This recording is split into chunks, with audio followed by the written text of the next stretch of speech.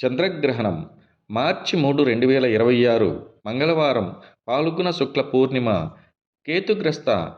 గ్రస్తోదయ సంపూర్ణ చంద్రగ్రహణమైనను సాయంత్రం 6 గంటల 20 నిమిషములకు చంద్రోదయం అయిన తర్వాత కేవలం 24 నిమిషాలు మాత్రమే కనిపిస్తుంది.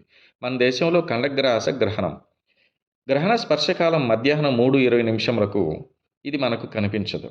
గ్రహణ మధ్యకాలం సాయంత్రం 5 గంటల 3 నిమిషాలకు, గ్రహణ మోక్షకాలం సాయంత్రం 6 గంటల 47 నిమిషములకు. అంటే చంద్రోదయం అయ్యేదే 6 గంటల 20 నిమిషాలకు కనుక 6 గంటల 47 నిమిషాల మధ్యలో అంటే 27 నిమిషాలు తిరుపతి కాలమానానికి కూడా కనిపించడం జరుగుతుంది. సింహరాశి వారు ఈ గ్రహణం చూడరాదు. పుబ్బా నక్షత్రంలో ఈ గ్రహణం సంభవించును కాన సింహరాశి వారు మరుసటి రోజు యథావిధిగా చంద్రగ్రహణ శాంతి జరుపుకోవాలి.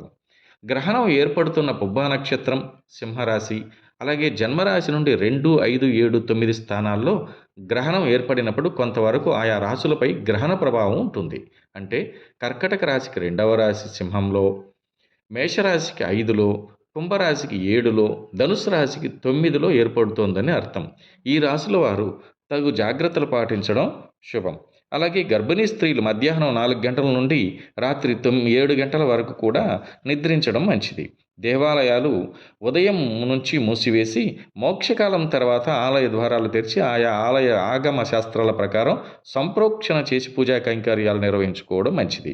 భోజన నియమాలు వచ్చి మధ్యాహ్నంలోపే భోజనం చేసి గ్రహణ సమయం తర్వాత స్నానం చేసి భుజించడం మంచిది.